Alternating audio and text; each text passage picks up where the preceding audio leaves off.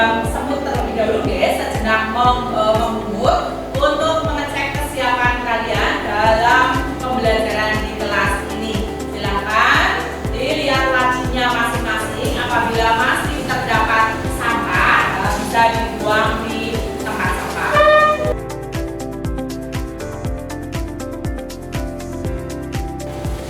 Bersih semuanya? Luar biasa. Kita cek semangat terlebih dahulu ya. Semangat pagi. Pagi, pagi, pagi. Semangat pagi.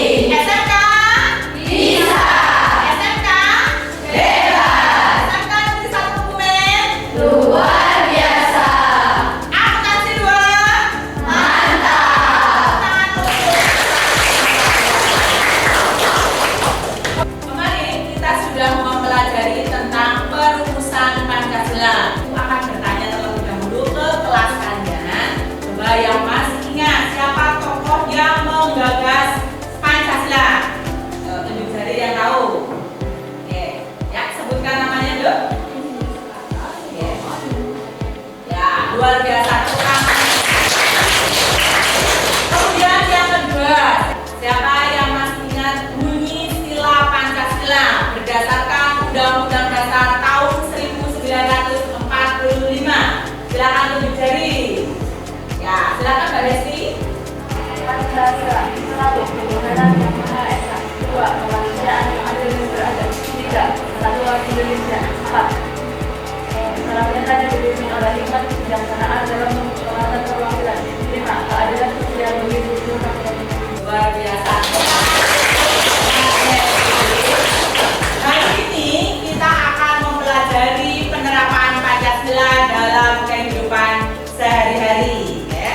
Kemudian tadi Mbak Desi sudah menyebutkan sila-sila dalam Pancasila. Misalnya sila yang pertama, ketuhanan yang Maha Esa.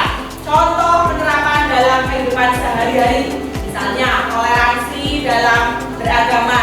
Kita harus menghormati dan menghargai pemeluk agama lain. Dan sekarang yang Ibu tanyakan, bagaimana aplikasi dengan kehidupan nyata, terutama aplikasi pada mapel project IPAS.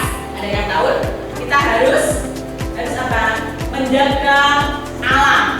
Kenapa kita harus menjaga alam? Karena kita harus mensyukuri karunia dari Tuhan Yang Maha Esa. Bentuknya dalam bentuk apa kalau kita menjaga alam semesta kita ini, yang kita tempat ini? Bentuknya adalah melakukan reboisasi. Reboisasi itu apa? Penanaman kembali hutan yang gundul. Tujuannya apa kita melakukan reboisasi? Iya, mencegah terjadinya erosi dan banjir. Ini contoh dari penerapan sila pertama dari Pancasila.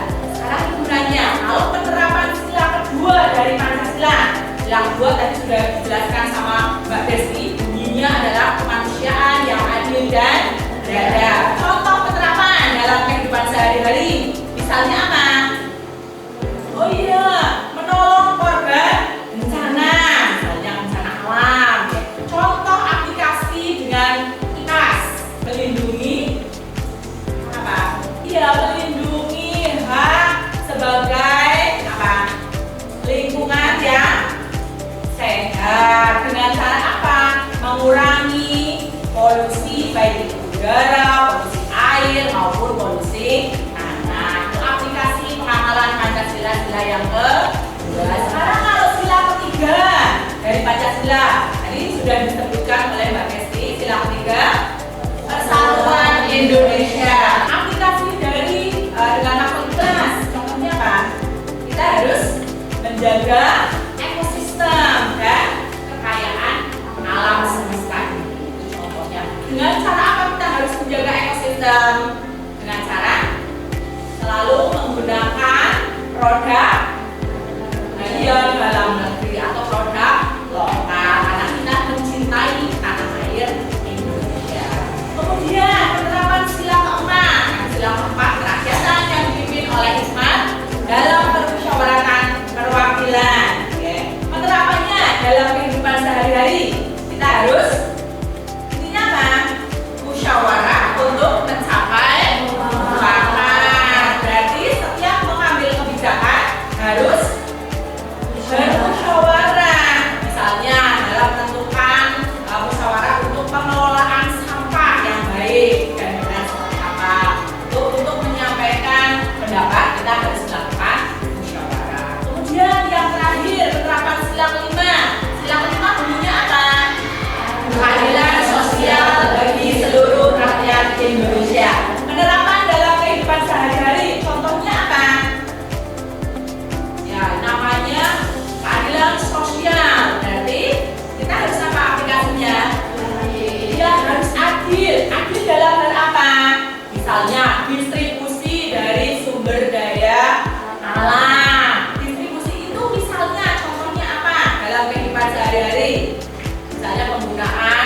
internet, wifi yang harus tidak hanya menjangkau di wilayah perkotaan, tapi juga harus menjangkau di wilayah pedesaan. Jadi menanamkan sifat aji. Tujuan pembelajaran hari ini, kita akan mengkaitkan nilai Pancasila dengan nilai kehidupan nyata. Sebelum kita memulai untuk pembelajaran pada pagi hari ini, kita akan melaksanakan asesmen awal pembelajaran. Ya, nanti yang berani silakan maju ke depan. Saya Bu berani, saya mau putar spin. Silakan menjawab pertanyaannya. Penerapan Pancasila dalam kehidupan sehari-hari. Siapa yang berani tunjuk jari? Ya, silakan maju dong.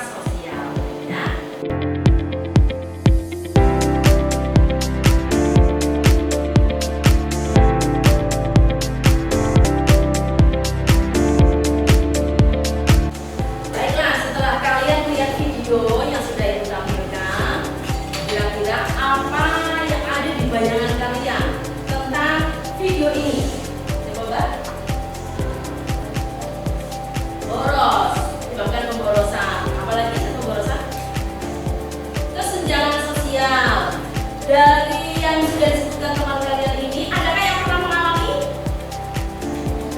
Ada?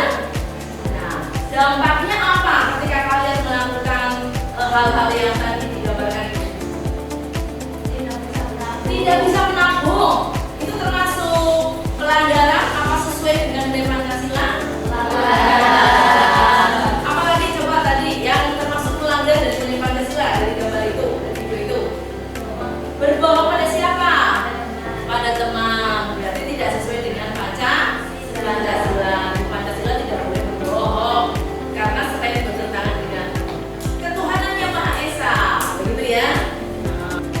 Baiklah, setelah tadi Ibu sampaikan ya, dan Ibu sudah tanya dari kalian tentang dampaknya apa bertentangan dengan nilai-nilai Pancasila apa saja, termasuk dengan nilai sosial ya. Sekarang kira-kira berbahaya nggak kasus konsumerisme ini bagi generasi muda? Kalian kan generasi muda ini, berbahaya nggak ya?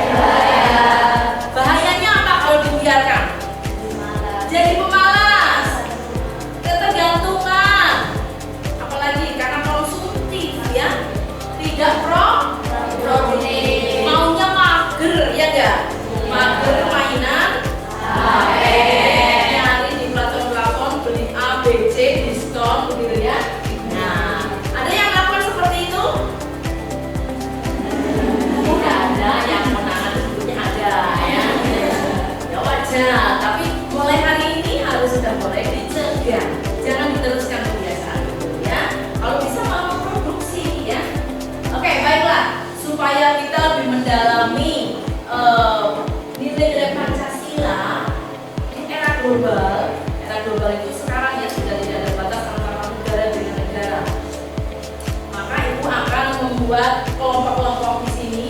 Nanti masing-masing akan Ibu berikan tema, dan temanya itu silahkan kalian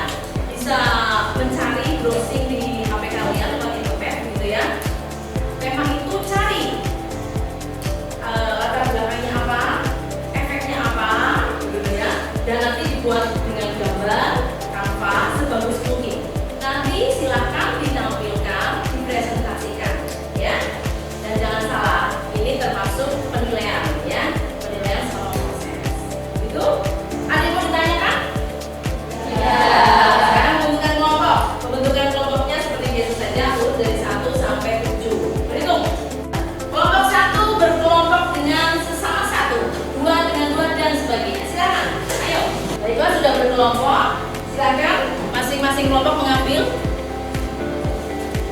Ya. Yang sudah mendapatkan silakan berdiskusi dengan temannya tentang tema yang sudah dibagikan. Silakan, ya kalau sudah dapat kalian mulai mengidentifikasi ya tantangan apa yang ada di tema yang sudah diberikan. Kemudian kalian merancang kira-kira strategi untuk mengatasi apa yang ada dituliskan itu dengan cara bagaimana. Silakan berdiskusi.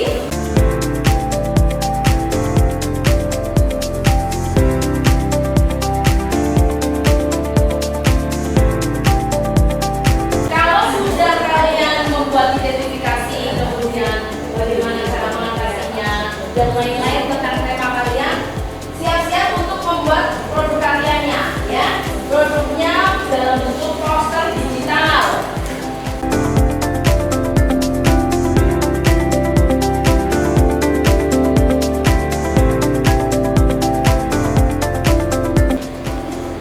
Ya, waktunya sudah lebih dari cukup. Untuk yang pertama, Ibu akan menunjuk kelompoknya. Mbak siapa? Mbak Selin, silakan maju. Assalamualaikum warahmatullahi wabarakatuh. Waalaikumsalam warahmatullahi wabarakatuh. Kami dari kelompok 7 akan mempresentasikan hasil poster dari kelompok kami dengan tema penyalahgunaan narkotika di kalangan remaja. Baik, di sini kami akan menjelaskan tentang penyalahgunaan narkotika di kalangan remaja. Boleh langsung dijelaskan? Yang pertama kasusnya yaitu maraknya penangkapan remaja yang terlibat sebagai pengguna atau pengedar narkoba di berbagai daerah. Untuk dampak buruknya ada kerusakan fisik dan mental, meningkatnya kriminalitas, dan hilangnya masa depan generasi muda. Dan yang terakhir ada nilai Pancasila yang terkait, yaitu sila kedua yang berbunyi kemanusiaan yang adil dan beradab, dan sila kelima yang berbunyi keadilan sosial. Apa ada yang mau ditanyakan?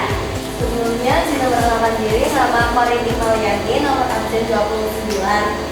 Sentong sebutkan jenis narkoba yang dapat kita temui dalam kehidupan sehari-hari. Sebelumnya isi menjawab jenis narkotika yang bisa kita temui di kehidupan sehari-hari itu ada sabu, ekstasi, heroin, kokain, kemudian ada ganja dan lain sebagainya. Menjawab? Menjawab, terima kasih. Apa ada yang mau ditanyakan lagi? Ya, silakan. Izin perkenalkan diri, nama Juga absen 29. Izin bertanya tentang dampak narkotika bagi kita. Izin menjawab untuk dampak buruknya sudah ada di poster, bisa dibaca ulang ya. Ayo kita baca bersama-sama. Dampak buruk. 1. Kerusakan fisik dan mental. 2. Meningkatnya kriminalitas. 3. Hilangnya masa depan generasi muda. Sudah menjawab? Kalau sekian dari kelompok kami, kurang lebihnya mohon maaf yang sebesar-besarnya. Wabillahi taufiq wal hidayah. Wassalamualaikum warahmatullahi wabarakatuh. Waalaikumsalam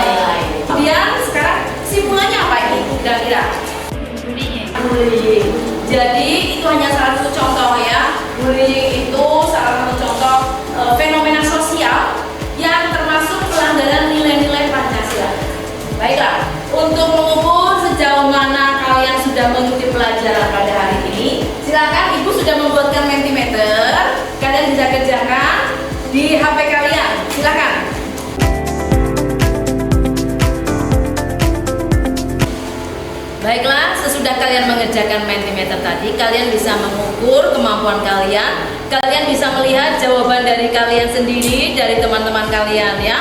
Ada yang serius, ada yang bingung, ada juga yang tidak menjawab ya. Tapi tidak apa-apa, ini hanya untuk pembelajaran ya. Kalian dari pelajaran hari ini apa yang bisa dipetik? Bahwa kita harus terus menerapkan nilai-nilai biarpun di era global yang sangat transparan, yang jauh dari jadi dekat, yang lama bisa jadi cepat, tapi nilai-nilai Pancasila tidak boleh dilupakan, gitu ya. Nah, untuk pembelajaran minggu depan materinya adalah solusi permasalahan yang bisa diselesaikan dengan sila-sila Pancasila, gitu ya. Dan untuk pembelajaran hari ini Ibu cukupkan sampai sekian. Kita bisa ketemu lagi minggu depan. Silakan ketua kelas untuk memimpin doa menutup. Bismillahirrahmanirrahim.